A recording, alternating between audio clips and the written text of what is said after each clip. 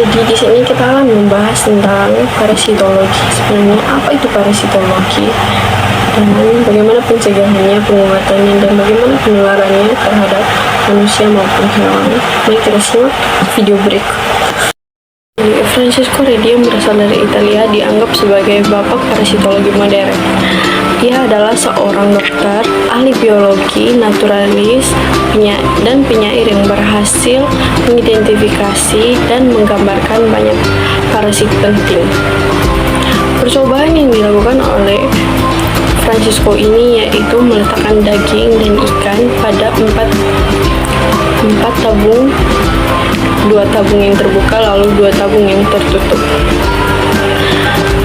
Kesimpulan pada percobaan pertama Francesco Redi itu, larva bukan berasal dari daging yang membusuk tetapi berasal dari lalat yang masuk kemudian bertelur pada daging dan telur tersebut menetas menjadi larva. Sedangkan kesimpulan yang kedua yaitu larva bukan berasal dari daging yang membusuk, tapi berasal dari lalat yang hinggap di kain kasa dan beberapa telur lalat yang jatuh pada daging tersebut menetas menjadi larva. Penemu-penemu yang menemukan parasitologi selain Francesco Redi ini yaitu Alphonse Laveran yang menemukan protozoa dan mengidentifikasi sel darah merah pada tahun 1880. Ia juga menyelidiki kemungkinan hubungan antara nyamuk Anopheles dan malaria. Yang kedua, James Paget menemukan cacing pada manusia pada tahun 1835. Yang keempat, Rudolf Virchow menemukan cacing dewasa pada tahun 1859. Lalu Friedrich Senker menemukan cacing dewasa pada tahun 1860. Ia juga menyimpulkan bahwa manusia terinfeksi dengan memakan daging babi mentah. Itu tadi penemu-penemu yang menemukan parasitologi. Jadi, apa sebenarnya itu parasitologi? Secara umum, parasitologi adalah ilmu yang mempelajari tentang parasit, yaitu organisme yang hidup pada atau di dalam tubuh organisme lain atau inang dan mendapatkan nutrisi dari inang tersebut. Parasit adalah organisme yang hidup pada atau di dalam tubuh organisme lain dan mendapatkan nutrisi dari inang tersebut. Parasit dapat berupa hewan, tumbuhan, atau mikroorganisme yang hidup dengan memanfaatkan sumber daya inang untuk kelangsungan hidupnya. Ada 3 macam klasifikasi parasitologi, yaitu yang pertama adalah protozoa atau uniseluler. Protozoa adalah organisme uniseluler yang termasuk dalam kingdom Protista. Protozoa adalah eukariotik, yang artinya mereka memiliki sel dengan inti yang terorganisir dengan baik. Kedua yaitu arthropoda atau serangga atau vektor. Filum hewan yang memiliki tubuh berbuku-buku dan kaki yang berruas-ruas. Arthropoda adalah kelompok hewan yang sangat beragam dan meliputi berbagai jenis hewan. Yang ketiga adalah helminthes atau cacing, yaitu sekelompok cacing atau parasit yang termasuk dalam kingdom Animalia. Helminthes hidup di dalam tubuh hewan atau manusia dan menyebabkan berbagai jenis penyakit. Siklus hidup parasitologi yaitu proses pengembangan parasit dari tahap awal hingga tahap dewasa. Siklus hidup parasit dapat berbeda-beda tergantung pada jenis parasit dan inang yang diinfeksi. Yang pertama yaitu tahap-tahap siklus parasit. Yang pertama, telur. Tahap awal siklus hidup parasit di mana parasit berada dalam bentuk telur. Yang kedua, larva. Tahap perkembangan parasit setelah telur menetas, di mana parasit berada dalam bentuk larva. Yang ketiga, tahap dewasa, di mana tahap akhir siklus parasit, di mana parasit telah berkembang menjadi dewasa dan dapat memproduksi. Contoh siklus hidup parasit yang pertama adalah Plasmodium. Plasmodium parasit yang menyebabkan malaria dan memiliki siklus hidup yang kompleks yang melibatkan nyamuk sebagai faktor. Yang kedua, siklus hidup cacing hati. Cacing hati seperti Fasciola hepatisa memiliki siklus hidup yang melibatkan siput sebagai inang perantara. Sedangkan yang ketiga yaitu siklus hidup cacing gelang. Cacing gelang seperti Ascaris lumbricoides memiliki siklus hidup yang sederhana yang melibatkan manusia sebagai inang definitif.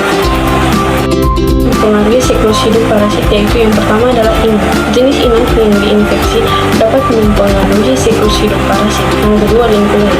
Faktor lingkungan seperti suhu dan kelembaban dapat mempengaruhi siklus hidup parasit. Yang ketiga adalah vektor seperti nyamuk dapat mempengaruhi siklus hidup parasit. Genesis parasitologi adalah proses yang menyebabkan parasit dapat menyebabkan penyakit pada inang. Patogenesis ini melibatkan beberapa faktor. Yang pertama, invasi. Parasit dapat menginvasi jaringan inang dan menyebabkan kerusakan. Yang kedua adalah reproduksi. Parasit dapat memproduksi dan meningkatkan jumlahnya dalam inang. Yang ketiga adalah imunomodulasi. Parasit dapat memodulasi sistem imun inang yang menghindari deteksi dan eliminasi. Yang keempat adalah kerusakan jaringan. Parasit dapat menyebabkan kerusakan jaringan inang melalui berbagai mekanisme seperti inflamasi dan nekrotis. Penularan parasit. Yang pertama yaitu kontak langsung. Parasit dapat menular melalui kontak langsung dengan inang yang terinfeksi seperti melalui sentuhan atau bahkan berhubungan seksual. Yang kedua adalah makanan yang terkontaminasi. Parasit yang menular melalui makanan yang terkontaminasi dengan telur atau larva parasit seperti melalui konsumsi daging yang tidak dimasak dengan baik. Yang ketiga, air yang terkontaminasi. Parasit dapat menular melalui air yang terkontaminasi dengan telur atau larva parasit seperti melalui konsumsi air yang tidak bersih. Yang keempat adalah vektor. Parasit dapat menular melalui vektor seperti nyamuk atau kutu yang dapat membawa parasit dari suatu inang ke inang yang lain. Tanah yang terkontaminasi. Parasit dapat menular melalui tanah yang terkontaminasi dengan telur atau larva parasit seperti melalui kontak dengan tanah yang terkontaminasi dengan telur cacing.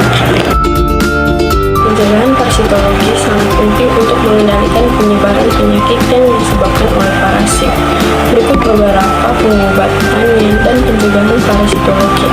Yang pertama, pengobatan parasitologi dapat diobati dalam 3 cara, yaitu cara yang pertama, obat antiparasit.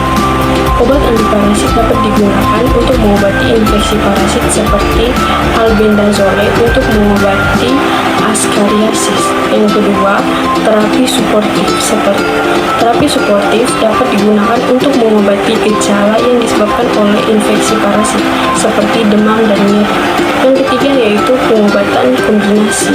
Pengobatan kombinasi dapat digunakan untuk mengobati infeksi parasit yang kompleks seperti menggunakan obat antiparasit dan terapi suportif. Yang kedua adalah pencegahan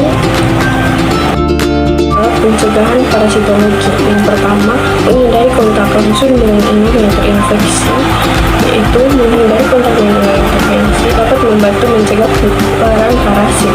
Mengonsumsi makanan yang aman dan telah dimasak dengan baik dapat membantu mencegah penularan parasit. Menggunakan air yang bersih dan telah diolah dengan baik juga dapat membantu mencegah penularan parasit. Penggunaan vektor kontrol seperti insektisida dapat membantu mencegah penularan parasit. Pembersihan lingkungan dapat membantu mencegah penularan parasit dengan menghilangkan sumber parasit. Yang berikut adalah vaksinasi. Vaksinasi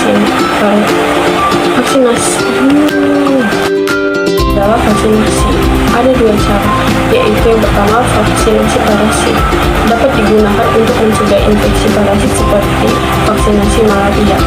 Yang kedua adalah pengembangan vaksin. Pengembangan vaksin parasit dapat membantu mencegah penyebaran penyakit yang disebabkan oleh parasit. Yang berikut yaitu edukasi dan kesadaran masyarakat. Edukasi masyarakat tentang parasitologi dapat membantu meningkatkan kesadaran dan mencegah penyebaran penyakit. Yang kedua, kesadaran masyarakat. Kesadaran masyarakat tentang pentingnya pencegahan dan pengobatan parasitologi dapat membantu mengendalikan penyebaran penyakit.